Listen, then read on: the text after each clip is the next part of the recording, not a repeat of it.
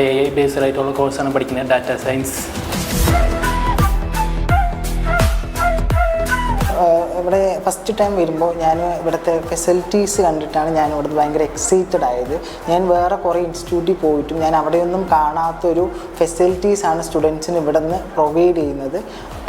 Machine learning, data science and AI ആണ് നമ്മൾ മെയിനായിട്ടും ഫോക്കസ് ചെയ്യുന്നത്.